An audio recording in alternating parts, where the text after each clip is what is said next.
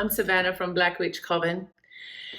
And today I want to share I want to share this with people that have been listening to me for a little while. And I get the question that, what have I been doing to become so magical? Or tell me a little bit more about you and your magical journey. And so I have listened.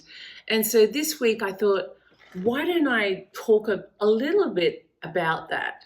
I realize I haven't opened up a lot in the past, so I'm trying to do this a little bit more as time goes on. But I really want to share, some of my magical journey, because when you've been on a magical journey for a long time, like decade after decade after decade, you kind of forget that you're doing lots of magical things consistently. That's the key, consistently. Well, what I'm talking about is wish magic, wish spells. That's what I want to focus on today, because when I think about it, when I'm trying to go back into the beginning of little Savannah, what was I doing back then? Because I know I always felt I was a bit of a tomboy, and I know I had this strong interaction with nature. So I believe it's using techniques in your spells that are of the elements, which will really help you amplify your chance of success and help you transform your wishes into reality. And so what I'll be talking about today is essentially how I've connected with the elements and with spirit in order to manifest my goals over the years. So when I was a young girl, for example, I used to be an avid swimmer. I grew up in Sydney, Australia, and I would always spend the majority of my free time on the beach and in the water. So when I wasn't on the beach, I was very much in a swim team or water polo, probably explains my broad shoulders. But I was always interacting with the water element, and especially in the ocean. I was the type of kid that would swim out far away in the ocean or in the body of water, so I wasn't around other people. And really the reason why is because I would be interacting with the ocean. Now this is going to sound nuts to a lot of you out there, but I'm sharing, right? You guys want me to share? I'm sharing. And so I remember, especially where we used to go up to this holiday retreat, we'd go camping. My parents like camping. I like glamping now, not camping, but whatever. But we'd go camping. We'd spend 5 to 6 weeks in what I thought was a circus tent, whatever. But I'd go out as far as I could in the ocean, and the ocean was really rough at this beach. It was really quite turbulent. And I was a very young girl, and I'd be right out past every adult where I could. And I remember talking to the ocean. I remember conversing with whatever name, Mother Nature, whatever you want to call it. But I was taunting. I would feel the pulse of the ocean. I would feel the current move me. I'd feel the energy of the ocean literally pulsing through my body, because that's what the ocean does, right? It's just,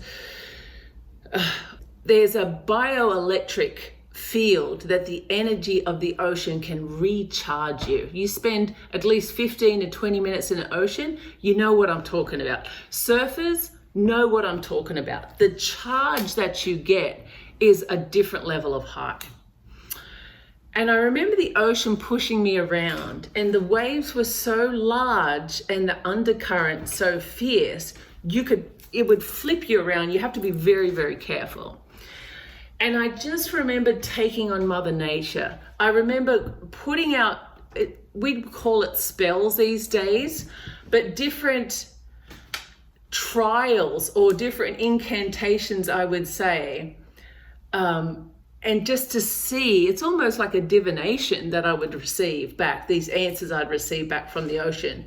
But I felt, at the end of the day, I felt very connected, and I know I was connected. I know it. And it's hard to prove. You can't prove this scientifically, but you know that you're receiving feedback.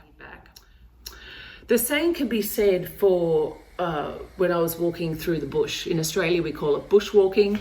In America, you call it hiking. I don't know what they call it in other countries. But you could feel the pulse of the trees. You could feel the energy from the earth. Everything had either something that was pushing you away or pulling you in. Animals, trees, everything has a pulse. Now, these days, people can actually see everything has an aura. You can see that. But I didn't know all the terminology down. I just knew it. You felt it. You connected with it. It just is what it is. Now let me jump back to my childhood, something else that I would do. And a little bit magical, even though I didn't think about it at the time. And that was the blowing of a dandelion leaf. Now, have you seen the dandelion flower? They look like a little pom-pom. And that's what I used to think of them when I was a kid. It looks like a pom-pom. But if you blow them, it sends off all of these little spindles or little seeds or something off into ether. And the idea is that you make a wish. So you pick the dandelion, you make a wish, and then the goal is to blow off all the seeds of the dandelion flower in one go, and then your wish would come true. So that is something else I would do all the time as a kid. I'd walk through the park on the way to school, even as a teenager, as cute as I was, and I had, I don't think back in the 80s when I was walking to school, we were that worried about our threads and stuff like that. But, I was coordinated and stuff, and you're walking through the long unmown grass through a park or something, and the paspalins hitting your legs and you're itchy as shit. And there's a dandelion. I'd still stop in the middle of the grass, pick this dandelion and make my wish and blow it. And it was, it's another layer, isn't it? It's also stopping and putting that intention out there. It's a connection with nature. It's a connection with spirituality. It's another thing. Birthday candles is a slam dunk. I'm sure we've all had a cake, we've all had candles, we all made a wish, but we probably didn't think much of it. You get to a certain age and you don't even think about who you're really making that wish to. It's a wish into nothingness. It's a wish for the custom of making a wish and blowing out a candle. But at a certain age when you were doing this, you were really doing it with intention. And I want to just draw your attention to that. I don't make these videos for young kids ever, but if you have a young kid and you want to talk to them about this, the passion and the intensity they have behind making a wish is real. When they make a wish, it's a considered wish, and it's something that's heartfelt, and it's something that's important, and it's something they truly want to manifest. The problem is with childhood wishes, your will is controlled by the adults in your life, so you're not always able to bring you're controlled. There's other variables that are controlling the ability for that wish to manifest, and so you get a little bit beaten down and you forget to make wishes. And that's sad, because I feel like if you just keep that intention there, then you're able to slowly draw towards you what you need to manifest, what you want to desire. Consistency. Then we look at the sky, the spirit, stars, the moon, the effect that has on the energy of every living creature. And then you look up into the sky and you can see space shifting around. You can see stars moving. You can see stars falling. Some of us have seen spaceships. That's for a different video. But you know that there's something out there that's separate to us. They're having a separate existence. They've been around for a lot longer than us. And so you feel that real humbling energy. So every time, even now actually, when I look into the night sky, it's just almost like an automatic response of looking to the stars. I say something like, starlight, star bright, the first star I see tonight. I wish I may, I wish I might, have this wish I wish tonight. Sure, it's a nursery rhyme or whatever you want to say, but it's laying that intention down that I'm making a wish upon an ancient object. I'm calling out, I'm making a little wish for something that's important to me at that period of time. I'm calling out verbally something that I desire. And I think that is key. The consistency of asking what you truly want. Let's fast track to modern times, and then I'm going to go back again. So, and maybe you're like this, if you're new to magical spell casting, you may just be asking for certain spells or calling to certain spirits, aka demons in most cases, if you're listening to me, to help you with a situation or to overcome a situation, because nothing else has really helped you up to this time. You're looking into magic and spell casting because it's a little more popular these days, and you're thinking, well, maybe this spirit can come and help me. And I don't blame you, because it's here and there's so much info on it. I get it. But will the spiritual world take your request and help you manifest it? Sometimes it does. Sometimes it does. I have clients and they know who they are, because I'm like, damn, Lucifer didn't even produce that for me when I began to ask for it. And the first thing you do, and it's like, bam, here it happens.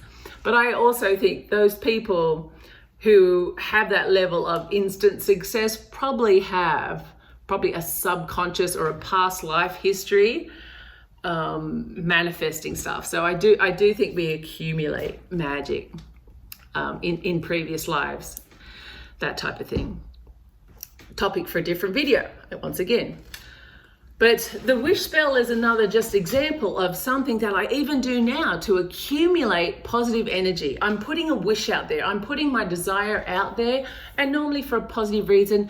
And if it's a wish spell, something that in everyday life you're not even thinking about, you walk out to the night sky, you see a star, and you make a wish. It's something that's kind of important to you. It's something that you're thinking about often. It's not normally something that you really have to dig deep for or trivial and you've got to try and throw it together at the time. It's like an automatic response request. It comes from something a little bit deeper in your soul. So this is, I feel like, important.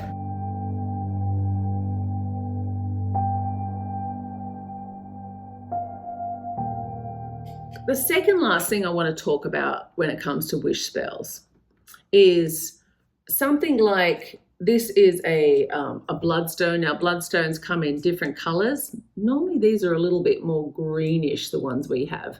This is a little bit more reddish. But how to use a wishing stone is that you just keep it this is how I normally rub it. And I have several of these stones that I normally keep close by. Let me show you another one.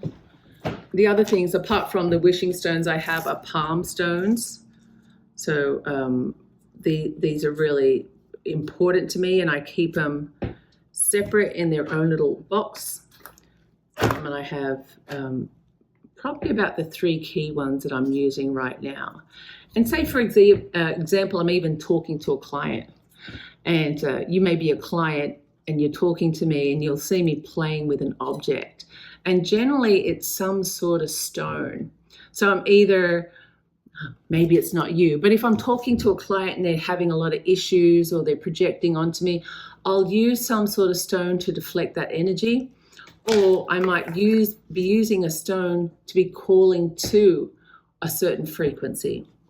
Or something like this, a palm stone or a wish stone, you can be using to help manifest, focusing your desires to help manifest what you truly want. So, and as a quick tip on that, you don't have to overthink it. You just really, like I said, it's a focus point, and but no one else should touch it. So you could put it in a little, thanks, Baffy. when I'm traveling, I have a couple of different protection bags for traveling, but you would put this in a little pouch. So this one could go in here.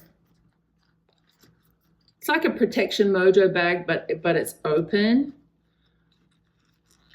And I don't put too much crazy shit in my protection mojo bags if I'm traveling, because, I might go into some countries that don't like witches. So I don't want to end up in front of a firing squad. Not yet, anyways.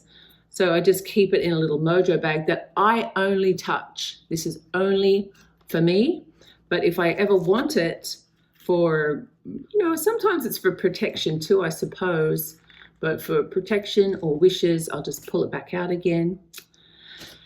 And I'll start just, it's just playing with it, like I suppose you would rosary beads or mala beads, something like that. But it's just really, it's a concave surface. You can probably see there. And that's what your thumb is just resting in while you're making your affirmations or your wishes or your spiritual request.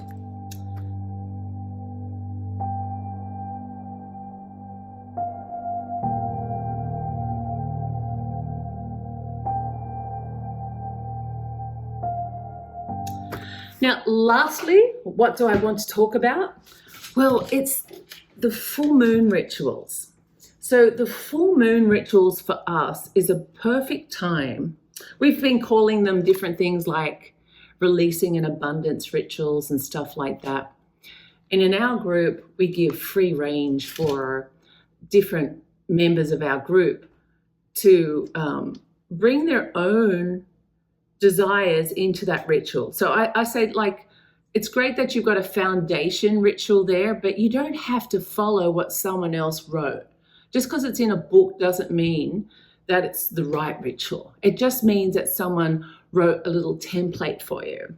And then bring your own desire or what's important to you, bring that element into the ritual, because when you're leading a ritual, when you're even by yourself, if you're conducting a ritual, it's got to feel real to you, because when it feels real to you, that's how you build up enough energy to transform that over or up to, raise the energy through that antenna for it to reach the spiritual world.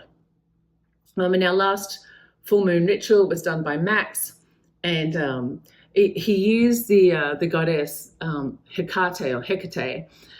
And he was like, should I be using her? Because typically, she's for the dark moon phase. And I said, but he has a real passion. He has that, his spirit animal's a wolf. And he has that real, he has a beautiful dogs and things. And he feels really connected there. And I said, bring that energy through there. Bring the dark goddess energy through. We've had a really hard year this year. And when we got all these clients' requests and even our own members' requests, we want a goddess that's able to handle all of this energy, all of these requests, no matter what they are, and to be able to take them and deal with them and to hear us. And it was really lovely in order to push our wishes up and release them to the full moon through the power of energy and Hecate. It was wonderful to use the dogs, and everyone was howling. The animals were howling. It was such a beautiful ritual. So it was well done. But the point is, we used this ritual as you can, creating it in your own way, but to release that wish or your goal up into the spiritual world in a way that means something to you, makes sense to you.